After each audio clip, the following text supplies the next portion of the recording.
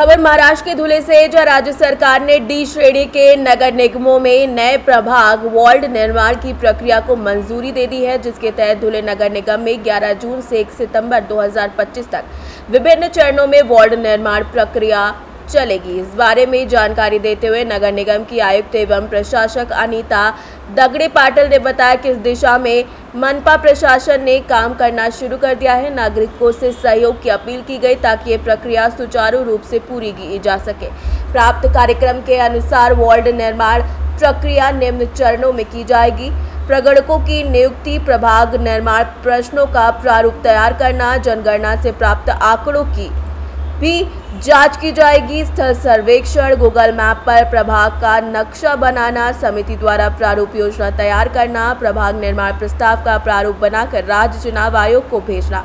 इसके बाद राज्य चुनाव आयोग द्वारा अधिकृत अधिकारियों के माध्यम से प्रस्ताव को मंजूरी दी जाएगी। प्रारूप को सार्वजनिक किया जाएगा और नागरिकों से सुझाव और आपत्तियां आमंत्रित की जाएंगी। सभी सुझावों और आपत्तियों की सुनवाई के बाद अधिकृत अधिकारी अंतिम निर्णय लेकर अंतिम वार्ड रचना कार्य राज्य चुनाव आयोग को सौंपेंगे। अंतिम निर्णय के पश्चात राज्य चुनाव आयुक्त वार्ड रचना की घोषणा करेंगे। इलेक्शनच्या संदर्भात नमस्कार। आपल्याला सगळ्यांना माहिती की सगळ्या याच्यामध्ये महानगरपालिकांच्या मुदती संपलेल्या आहेत आणि त्याच्या प्रभाग रचना करण्याच्या संदर्भामध्ये या मागच्या 2-3 दिवसामध्ये शासनाने आदेश काढले होते नगर विकास विभागाने। आता त्या आदेशाच्या पुढचा टप्पा कशी प्रभाग रचना कशी करावी या संदर्भातले निर्देश होते ते। त्यानंतर या प्रभाग रचना काय कालावधीमध्ये करावी याच्या संदर्भामधले वेळापत्रक आज 12 जून रोजी नगर विकास विभागाने दिलेलं आहे सर्व जिल्हाधिकारी, सर्व महानगरपालिका आयुक्त आणि सगळ्या मुख्याधिकारी यांना।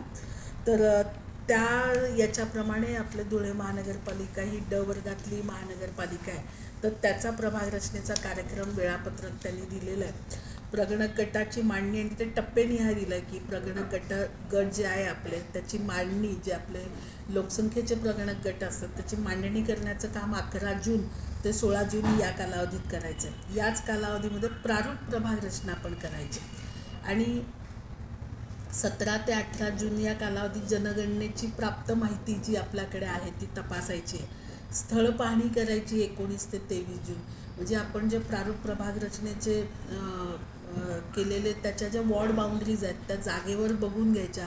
आपण कागदावर केलेलं तेच जागेवर आहे का किंवा काही चेंजेस आहेत का किंवा काही चुकलेलं आहे का हे कॉशसली बघण्यासाठीची ती गोष्ट आहे।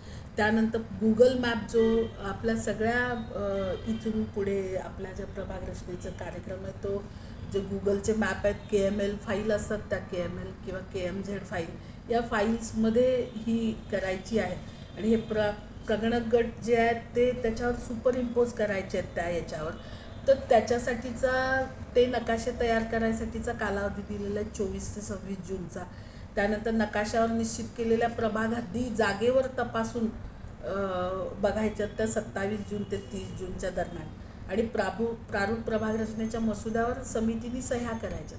आपला जो राज्य शासनाचा परवाचा आदेश निघाला त्याच्यामध्ये म्हणलेलं आहे की ही प्रभाग रचना तयार करण्यासाठीची एक कमिटी फॉर्म करा महानगरपालिका आणि त्याचे महानगरपालिकेचे आयुक्त त्या कमिटीचे अध्यक्ष असतील आणि बाकीचे हे प्रारूप प्रभाग रचना तयार करण्याची जबाबदारी शासनाने आयुक्तांवर टाकलेली आहे आणि आयुक्तांच्या अध्यक्षतेखाली जी कमिटी फॉर्म झालेली त्यांनी त्या प्रभाग रचनेचं काम करायचं आहे।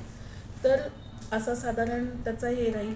त्यानंतर हा प्रस्ताव आयुक्तांनी यांना पाठवायचा निवडणूक आयोगाला।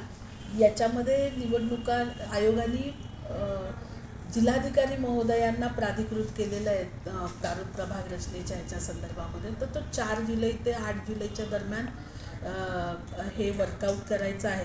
त्यानंतर प्रारूप प्रभाग रचना प्रसिद्ध करून त्याला हरकती सूचना मागवायच्या 15 जुलै ते 21 जुलैच्या दरम्यान।